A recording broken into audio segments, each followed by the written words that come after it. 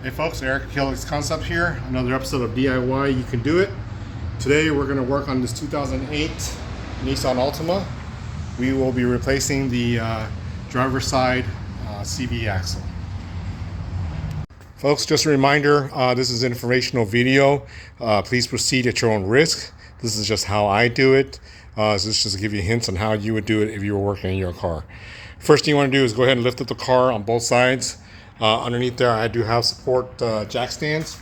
Always do jack stands. I do the double method where I leave both the jack stand and the jack in there to have that extra comfort. Also, sometimes I even do a triple where I put the spare tire underneath the car too. Make sure you chock and e-brake the back tire so it doesn't slide. And go ahead and take off this driver wheel since we are doing the driver side axle. All right, this does use a 22 millimeter socket. We'll go ahead and remove the wheels.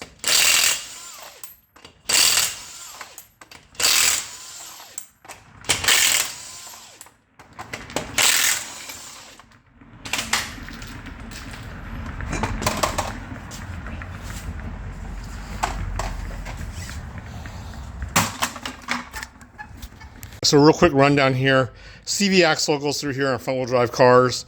Of course, you got your brake caliper, brake pads, rotors. These rotors and pads are due. Customer doesn't want to change it at this point. Anyways, this is our CV axle. You notice the boot is just torn. It's flung oil all over the place here. So we'll go ahead and change it out. Now, the reason being why I lifted the entire front of the car is because of these sway bars. When you lift the entire car up, and once you take off the sway bar, there's no resistance there. If you lift the other side down, the sway bar would be pushed down on the other side, making it very hard to remove. So it's just easier to do it this way. Some cars you don't have to remove it. I just find it easier to go ahead and take the sway bar out, undo both these nuts, and undo your big nut that holds in the axle, and of course take off your cotter pin, and then everything slides right out. So stay tuned. All right, first we'll move this cotter pin.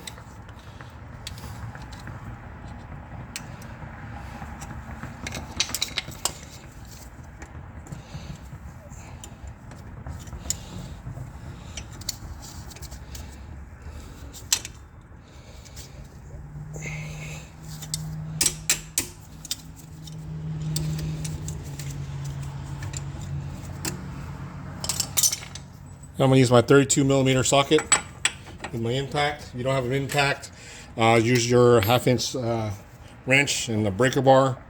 Impact does a world of wonders. Right off. Now you don't want to take it all the way off, especially if you're going to reuse the axle for whatever reason. I always do it like this. That way, if you need to hammer it out, you're not damaging the threads. So you can put your axle back through there. This goes through any type of nuts or bolt assembly you're using. All right, one thing I'd like to do is go ahead and mark my nuts and bolts. That way they align up again.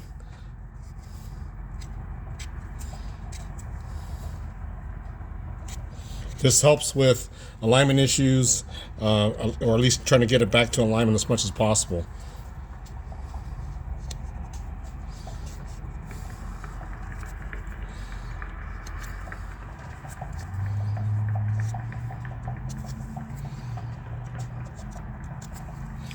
In this car, I don't think we have to worry too much about getting it aligned back again, because they're, especially on the Hondas, the caliper, the bolts have I call it a positive and negative side, but as you turn it, the lobes adjust the camber of your knuckle. This one doesn't. Usually Nissan doesn't have it. So, but either way, I still like to mark it so I know where I'm going back again. So we'll proceed and take these two guys out and taking the sway nut off here. All right, so it's 21 on the nut and 21 on the bolt.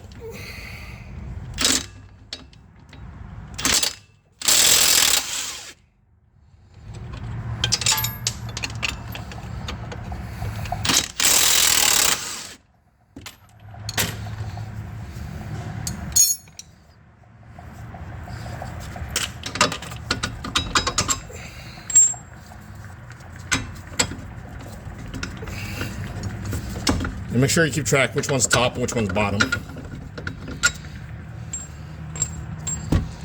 One other thing I forgot to mention here is you want to go ahead and take off your, I know it's hard to see, but this is your ABS sensor. You want to go ahead and take that off too. It's usually held on by a 10mm bolt.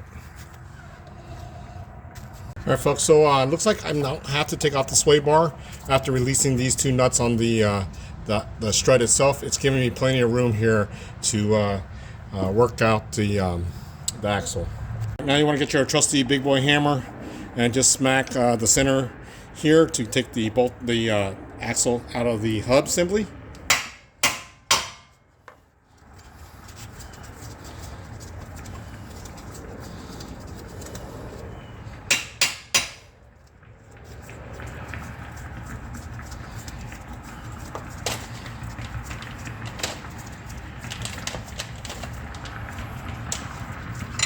And then I use a smaller socket to drive the rest of it out.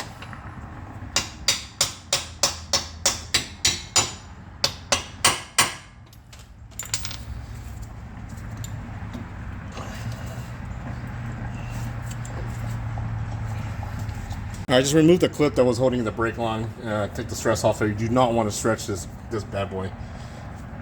All right, there he goes. One half of the axle is out. Now we'll go underneath there in transmission and we'll pry it out of the housing. All right, folks, we're underneath the car. This is the other half of that CV axle. I know it's kind of hard to see, but basically where it's made it up to the transmission right here, we'll just put in a pry bar and pop it out. Keep in mind when you do this, oil or transmission fluid will leak out. This is where actually I go ahead and drop the passenger side of the car, or whichever other side it is, to help tilt it to the other side so that transmission, you don't lose too much transmission fluid. All right, folks, I was able to just pop it right out. As always, before you replace any parts, always do a side-by-side comparison. Make sure that it's mostly the same. It may not be 100% the same because of aftermarket versus OEM, but as you can see here, things are pretty much straightforward. Okay, so as I mentioned before, losing some transmission fluid is perfectly normal.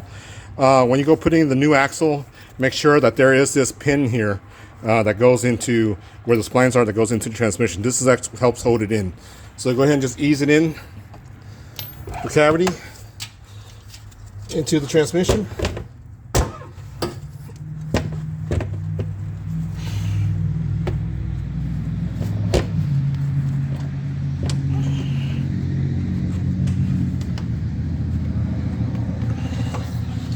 Once you get it nice seated in there, always give it a little love tap with the hammer so it seats all the way in.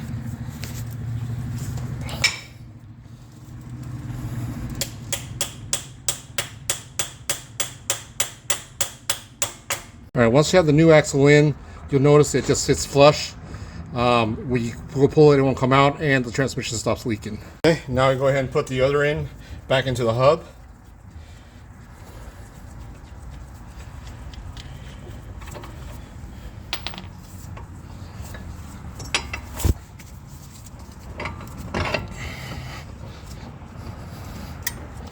You may have to turn your rotor, get it to line up.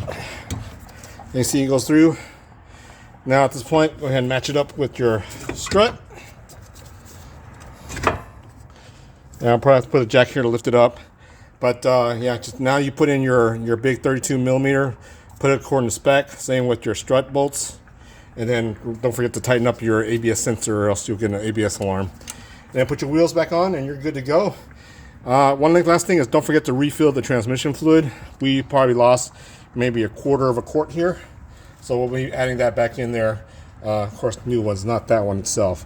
Okay, folks, hope you enjoyed it. And again, just make sure you tighten up your nuts to spec, and then enjoy your fixed axle for a fraction of the price of the shop it costs you. This axle, regular retail price for this Nissan was like $120. I'm sure if you took this to a shop, it would have been an easy $500 job. All right, thanks for watching. Please like and subscribe, and let me know if there's any other videos you'd like to request in fixing.